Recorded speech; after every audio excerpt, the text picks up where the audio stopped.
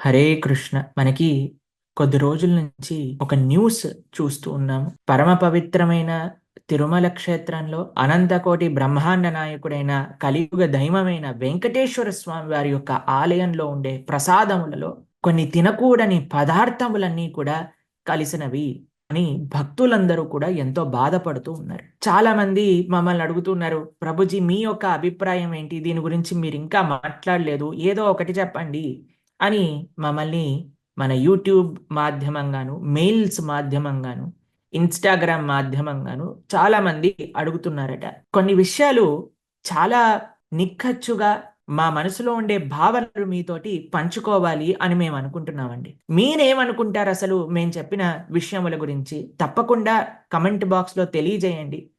ఆలయము అనేది ఒక చాలా పవిత్రమైన వ్యవస్థ.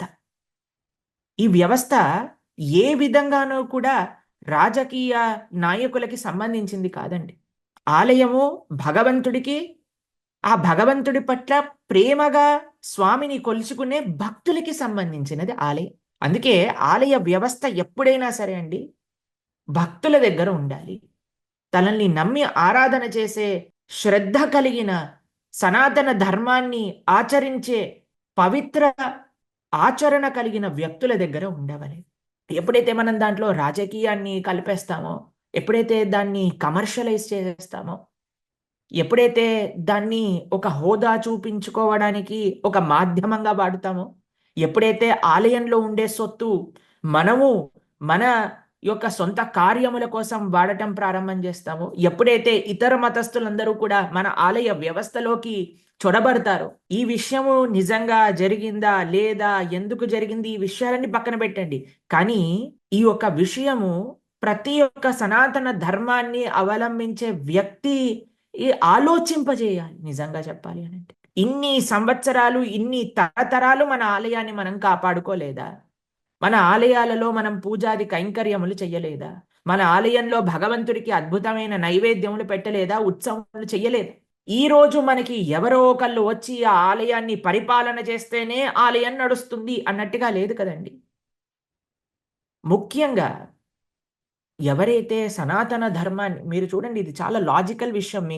మీతోటి మేము ఒక మా మనసులో ఉండే మాటని ప్రస్తావన చేస్తున్నాం అంటే మీరేమంటారో చెప్పండి. ఎప్పుడైతే మనకి మన సంస్కృతి, మన ధర్మము, మన దేశము వీటిపైన గౌరవం లేని లేదా ఒక కర్తవ్య నిష్ట లేని వ్యక్తులని మనం కానీ ఎన్నుకొని అక్కడ కూర్చోపెట్టామనుకోండి, అప్పుడు దానివల్ల మనం ఇవన్నీ అనుభవించాల్సి వస్తుంది కదండి.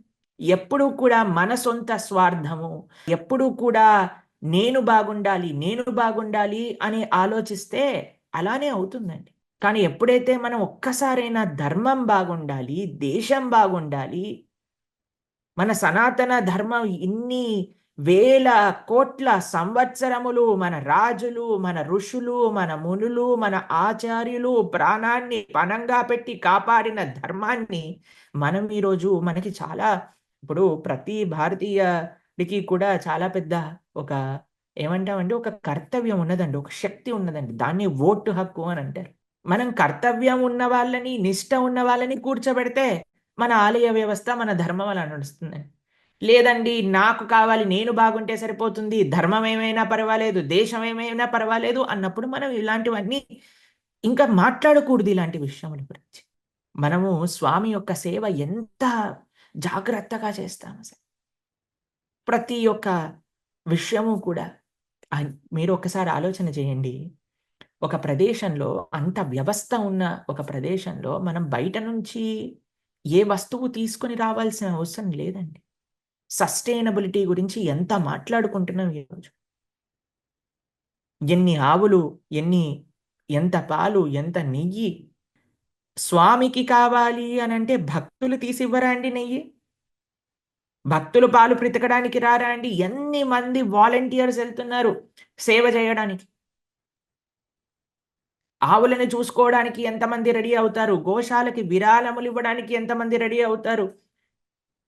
పెరుగుని చిలకడానికి ఎంతమంది రెడీ అవుతారు? దాన్ని నేతిగా చేయడానికి ఎంతమంది రెడీ అవుతారు? నేను మీకొక విషయం చెప్తానండి. భగవంతుడు బావుంటే దేశం అంతా బావుంటుంది. ప్రజలంతా బావుంటారు. ఆ స్వామి యొక్క సేవ చాలా ముఖ్యంగా, విశేషంగా దాన్ని పరిగణించి మనం సర్వీస్ చేయాలి.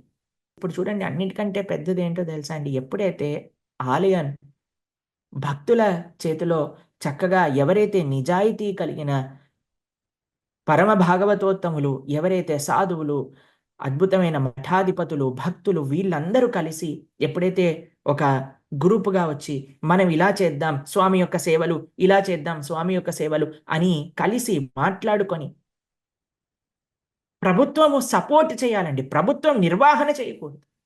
ప్రభుత్వం నిర్వహణ చేయనివ్వండి. ఎటువంటి ప్రభుత్వం నిర్వహణ చేయాలి? ఎవరికైతే కర్తవ్యం ఉన్నదో సనాతన ధర్మం పైన,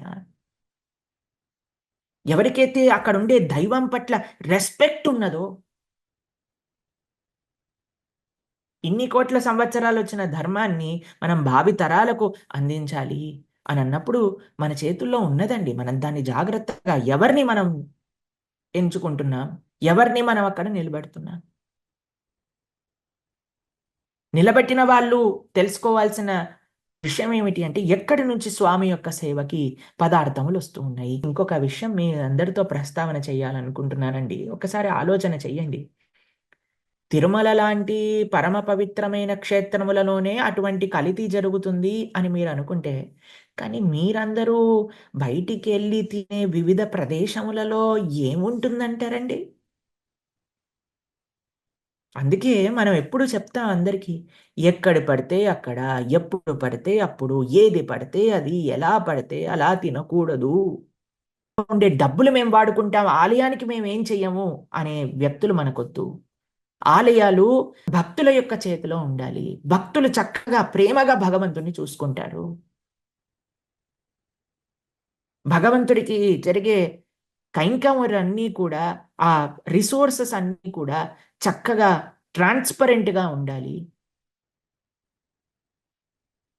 వీటి నుంచి నేర్చుకోవాల్సినది, మన జీవితంలో మనం ఆచరించవలసినది ఏంటి అనంటే, మనం ఎక్కడి నుంచి తెచ్చుకొని తింటున్నాము. అందులో ఏమున్నది? ఎంత ఆశ్చర్యం అండి ఒకసారి ఆలోచన చేస్తే.